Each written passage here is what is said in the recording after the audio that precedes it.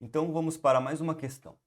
Para que o recenseador seja capaz de realizar seu trabalho corretamente no setor censitário, é necessário compreender dois conceitos básicos: quadra e face. Sobre esses conceitos, assinale a alternativa correta. A alternativa A fala o seguinte: a quadra é cada um dos lados do quarteirão, contendo ou não endereços. B. A quadra é um trecho geralmente triangular em uma área urbana ou aglomerado rural. Você fala que a quadra tem um formato irregular, apresentando sempre quatro faces. A B fala, em alguns locais a quadra pode ser chamada de quarteirão. E por último, a alternativa E fala, a face é um trecho geralmente retangular de uma área urbana ou aglomerado rural. Bom, para a gente responder essa questão, vamos retomar aqui quais que são os conceitos de quadra e face. Quadra, ela é um trecho geralmente retangular de uma área urbana ou aglomerado rural. E esses trechos são delimitados por elementos como ruas, estradas de ferro, curso d'água ou encostas, tá? Geralmente, a quadra tem um formato retangular, mas pode ter uma forma irregular, tá? Em alguns locais, a quadra é chamada de quarteirão. Já a face é cada um dos lados da quadra, contendo ou não endereços.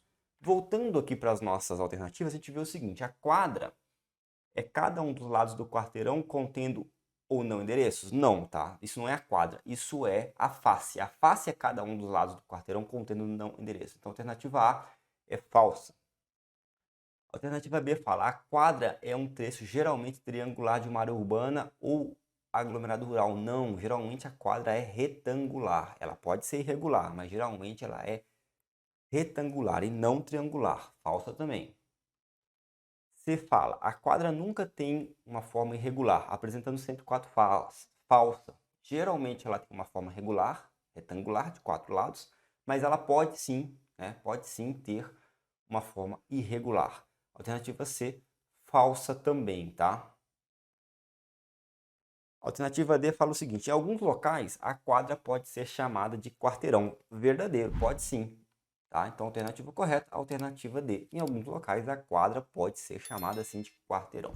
E por último, a alternativa E fala: a face é um trecho geralmente retangular de uma área urbana ou aglomerado. Assim como a primeira trocou os conceitos, a última também trocou. A alternativa E fala: a face é um trecho geralmente retangular de área urbana ou aglomerado.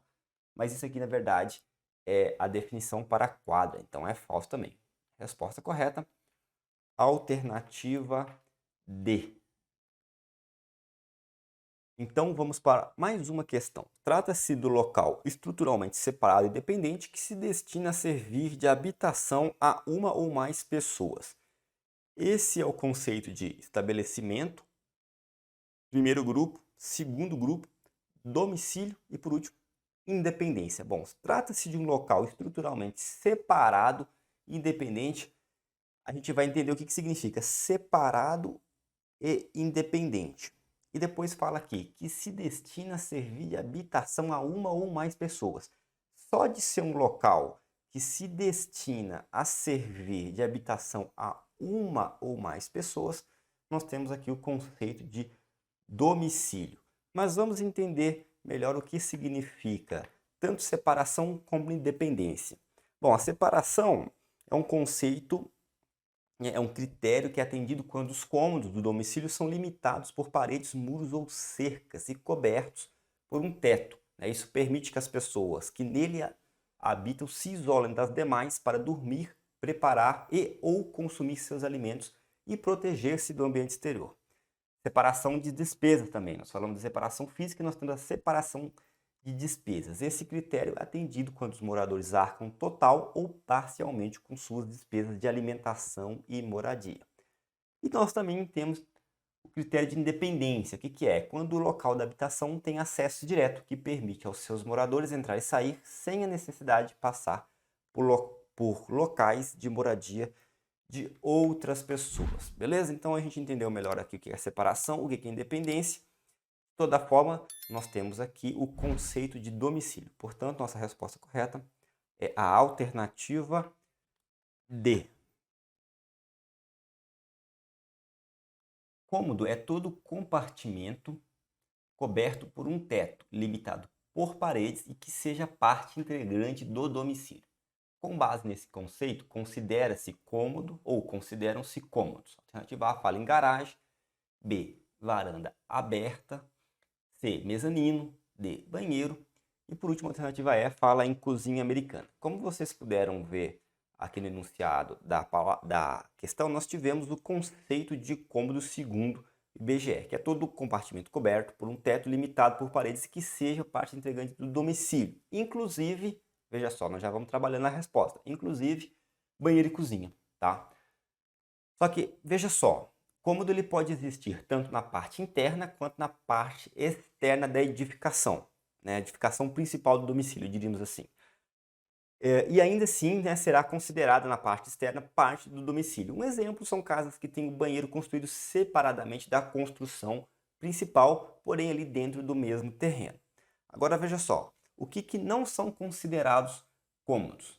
Corredores de ligação entre os cômodos, varandas abertas, garagem, compartimentos não residenciais, cozinha americana ou mezanino, beleza? Então, ao analisar aqui as nossas alternativas, a gente sabe que garagem não é cômodo, varandas abertas também não, mezanino também não e cozinha americana também não. Já banheiro é, tá? Seja interno ou externo, beleza? Então, resposta correta, alternativa D. Bom, então vamos finalmente para a última questão. A pesquisa urbanística do entorno dos domicílios é um levantamento de informações realizado por observação em momento anterior ao da coleta do teste de homologação. Busca coletar dados de infraestrutura urbanística, fornecendo insumos para melhorar a qualidade da cobertura da coleta do Censo 2020. Quem é o responsável por realizar esta pesquisa? A alternativa A fala agente censitário municipal, B fala coordenadores do censo, C fala coordenadores de área, D fala agente censitário supervisor e E fala coordenadores censitários de subárea. Bom, sem muito mistério, eu já gostaria de dizer que a resposta é a alternativa D, beleza? Quem é responsável por fazer essa pesquisa ao mesmo tempo que percorre o setor censitário e confere ali os endereços, né, é agente censitário supervisor, beleza? Nós já falamos sobre as funções atribuídas a ele em outra questão. Mas aqui eu gostaria de falar sobre outros, né, para que a gente possa entender melhor a função de cada um deles, para que você possa fazer uma prova mais bem informada. Lógico que a nossa intenção aqui com cada uma dessas questões não é simplesmente passar o gabarito.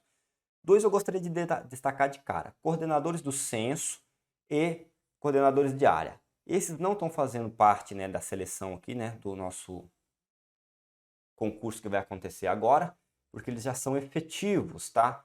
E eles têm uma posição elevada no organograma e com isso uma grande área abaixo deles, não sendo possível para eles fazer essa pesquisa, uma vez, né, que é necessário uma capilaridade melhor, uma capilaridade maior, uma vez que o cara vai rua a rua, né, ou melhor dizendo, face a face, analisando ali essas questões urbanísticas, tá? Então tem que ter uma capilaridade melhor e os coordenadores do censo, coordenadores de área não são indicados para isso, uma vez que o coordenador de censo, os coordenadores do censo, eles estão nas unidades estaduais e os coordenadores de áreas estão em agências do IBGE. Mais uma vez, como eu falei, uma grande área abaixo deles, beleza?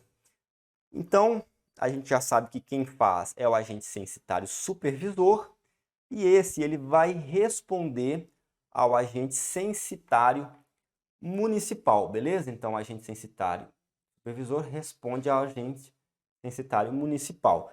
E a função desse agente censitário municipal, ela é gerencial, né? Ela administra a equipe, tanto dos supervisores quanto dos recenseadores, e também é responsável pelos materiais e equipamentos do posto de coleta.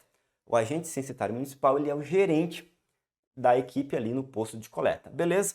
E ele vai responder para o agente censitário de subárea. Tranquilo? Então, agente censitário supervisor responsável por toda essa descrição aqui, né, pela pesquisa urbanística do entorno de domicílios, vai responder pelo agente censitário municipal, que por sua vez vai responder para o agente censitário de subáreas. E não para por aí.